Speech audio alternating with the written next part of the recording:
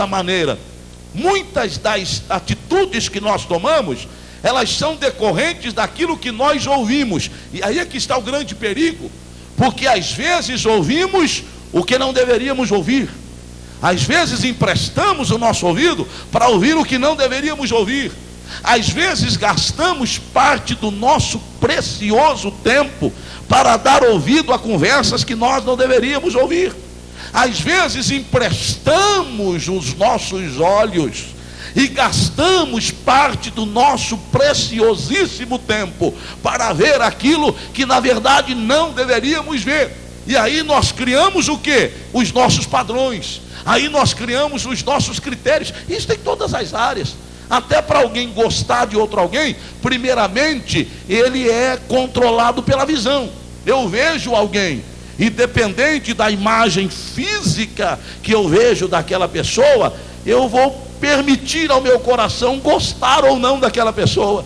Tanto é que a nossa sociedade coloca aí os padrões de beleza, né? E a beleza não é somente exterior, a beleza muitas vezes está do lado de dentro, porque existem pessoas que externamente são formosas, mas interiormente são vazias. Existem pessoas que exteriormente são pessoas que preenchem os padrões estabelecidos pela sociedade moderna, mas quando você conversa com essas pessoas, elas são completamente ocas, completamente vazias.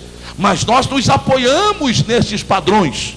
E aqui Isaías diz: olha, este rei, este rebento que vai brotar do tronco de Jessé, ele vai deleitar-se no temor do Senhor, e não julgará segundo a vista dos seus olhos, nem repreenderá segundo o ouvir dos seus ouvidos.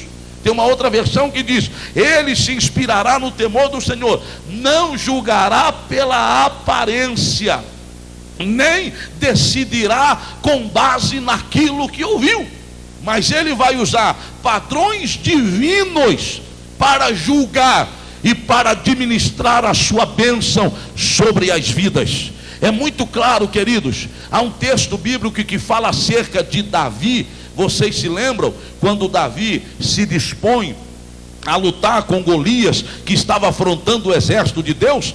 Davi chega para Saul, e há duas posições tomadas por Davi aí. Primeiro diante de Saul e depois diante de Golias. Diante de Saul, ele diz: olha, não desfaleça o seu coração por causa deste homem que está aí afrontando o povo de Deus, porque o teu servo irá e pelejará contra este filisteu.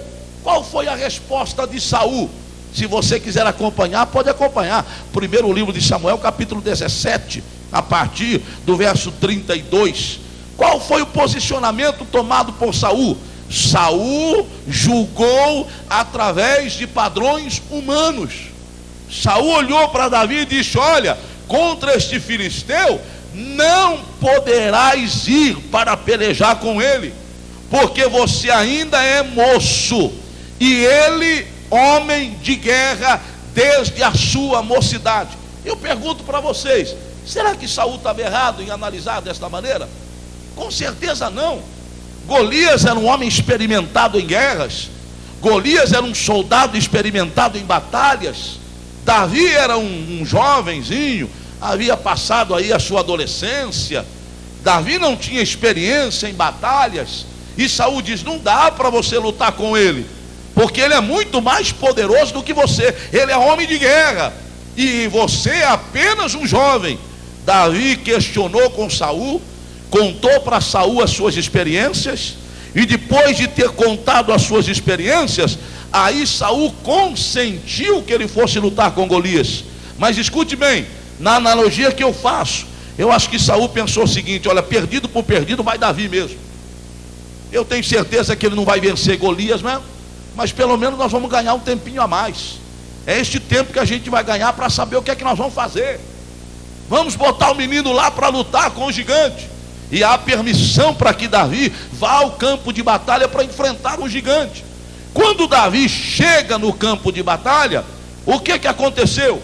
Quando o filisteu olhou para Davi, verso 42, o desprezou, porque era um mancebo, ruivo e de gentil aspecto. Golias zombou de Davi. Golias olhou e disse: espera aí, eu estou esperando um soldado para lutar comigo, eu estou esperando um guerreiro para lutar comigo, e me colocam aí, e colocam diante de mim aí um adolescente, um jovem, sem aspecto nenhum. O aspecto aqui dizia respeito ao seu porte físico. Davi não era um guerreiro, Davi era um simples pastor de ovelhas. E aí Golias o despreza. Golias julgou através de padrões humanos. Estava errado Golias? Em hipótese alguma. Acho que Golias disse: nunca tive uma batalha tão fácil como esta, nunca enfrentei um oponente tão fácil de enfrentar como esse, porque é uma criança, é um menino, sem condições, sem habilidade, sem experiência de guerra. É o julgamento por meio de padrões humanos. Mas o que faz Davi? Davi olha para Golias, entende a gravidade do momento, entende a situação em que ele havia se metido, porque estava diante de um homem de quase 3 metros de altura.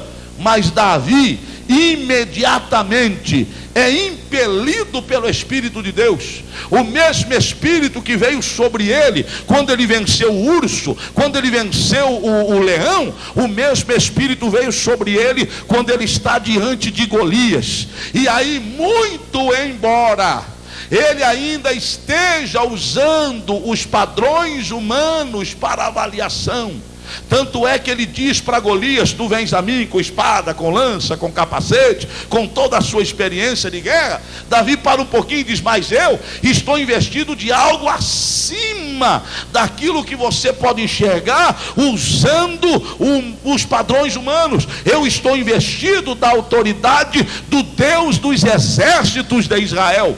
E Davi olha para Golias e diz: você vem a mim com toda esta arrogância me desprezando, eu porém vou contra ti, em nome do Senhor dos exércitos de Israel. E você vai ver que ainda existe Deus em Israel que pode aniquilar um gigante como você. Então, amados, quando nós olhamos, quando nós fazemos a nossa análise através de padrões humanos, nós ficamos aquém de vencer os desafios. Nós nos tornamos presas fáceis do inimigo que se levanta contra nós. Mas quando você usa o meio de avaliação através de padrões divinos, aí a realidade é outra. Tanto é que Davi levanta a sua voz, fala com o gigante, pega a sua funda, coloca uma pedra na sua funda, gira a sua funda e solta a pedra, e a pedra vai e toca a testa do gigante Golias. Verso 49. E Davi meteu a mão no alforge e tomou dali uma pedra, e com a funda lhe atirou e feriu o filisteu na testa, e a pedra se lhe cravou na testa e caiu sobre o seu rosto em terra. Tem uma outra versão que diz: e caiu dando com o rosto no chão. Por quê? Porque quem venceu o grande gigante Golias não foi a pedrinha de Davi, mas o que derrotou o gigante Golias foi o Deus dos exércitos de Israel. Davi não precisava nem ter lançado a pedra. Se ele continuasse firmado na palavra que disse: eu vou contra ti, em nome do Senhor dos exércitos de Israel, era só sair correndo que Golias ia cair do mesmo jeito, porque Deus agiu naquele momento e derrubou um gigante que afrontava o exército de Deus. O que eu quero dizer a você esta noite é o seguinte: nós às vezes somos avaliados pelos homens, às vezes nós somos analisados pelos homens dentro dos padrões humanos. E quando avaliam você, quando analisam